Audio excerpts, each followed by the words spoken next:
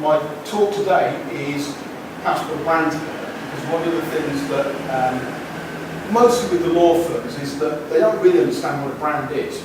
And a brand isn't a logo. A brand is much more than that. A brand is an embodiment of everything that the firm is. Everything that you want to be seen to be, everything that you want people to understand that you are, and how you communicate that. And who's heard that term, brand values, before? You've all heard it.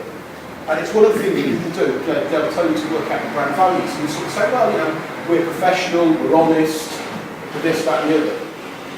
How do you actually turn that into something that you actually use? You just have a website that says, hi, we're honest and we're good at our job. It's how you turn that into something you can use. Now the thing is, the actual values themselves are not something you can use.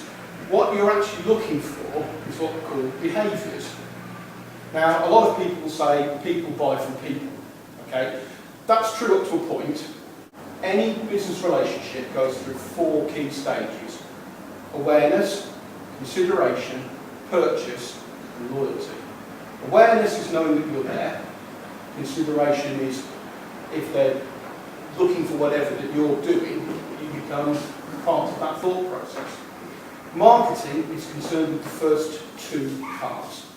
And everybody says, oh, you know, they see other people having success and they say, you know, they're just lucky. Luck is what happens where preparation meets opportunity.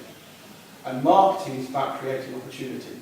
It doesn't mean that you get to say, right, you know, we've done all the good things, we've got an advertising campaign, we've got DM going on, whatever. We can sit back and it'll all happen and the money will come in. Doesn't mean that at all. That purchase thing still has to happen. You still have to have a sellable service, you still have to be able to close the deal. One of the things that small businesses typically do is they'll produce a website and try and make out they're a much bigger company than they are.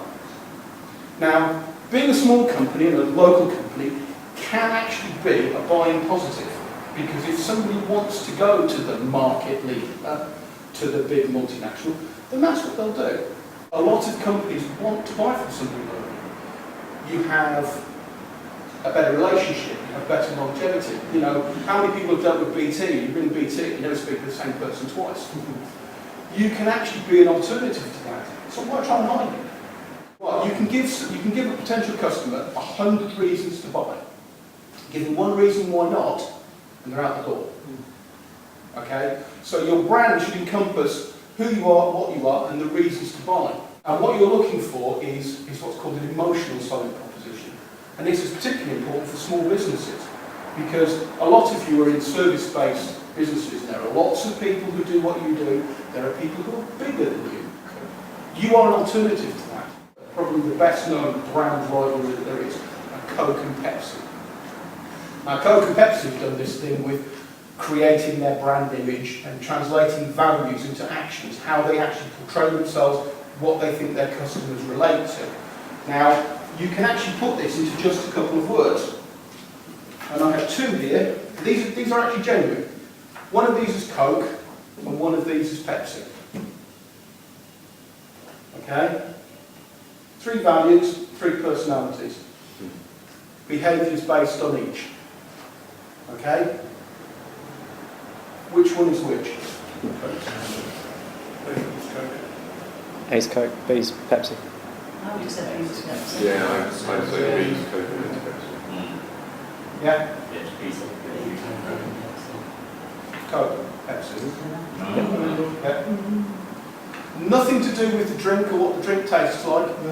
Okay? This is what they have decided that they are, and this is what they have decided will attract people to the people who buy their product. What's not mentioned here?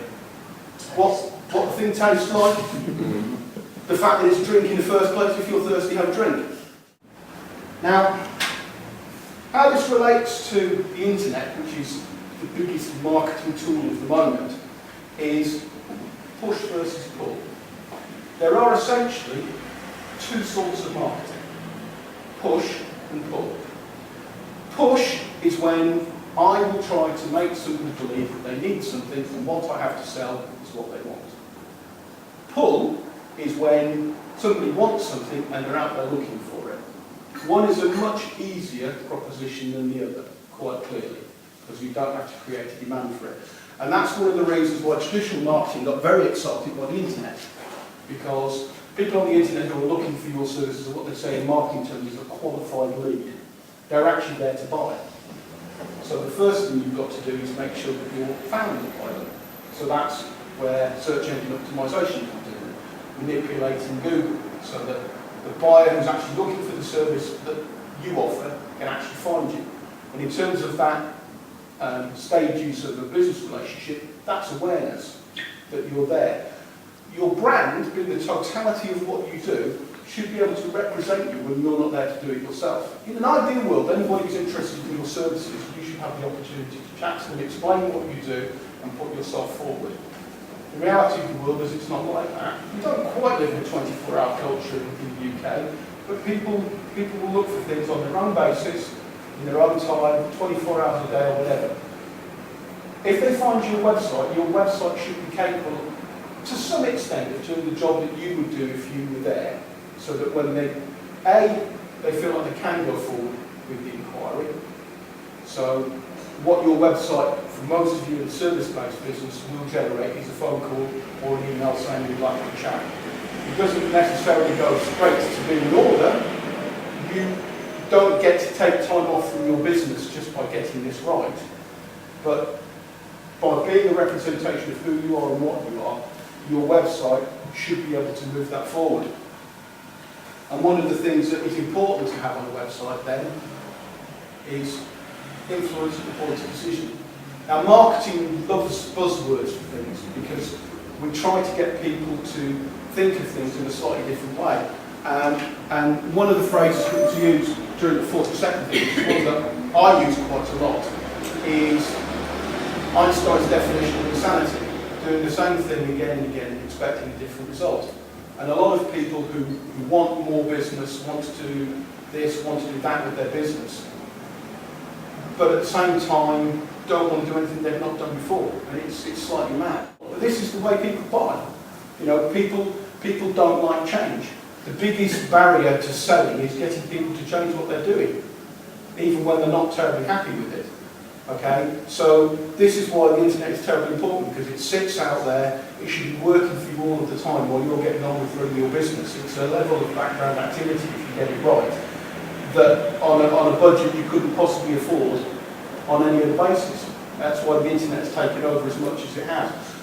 But it's not about having a nice logo, it's not about graphic design, it's not about being slick, being real. Is where it's at to do. I've given out a little tip of the day thing for people to have an assessment of their website. The first thing that needs to happen is people to be able to find your website. Now, there's lots of people here who do websites that talk to you about having it properly built and being able to work on your content and all these good things. A lot of people don't know why that's important, don't know what use that is to them, don't really know objectively how to assess their website.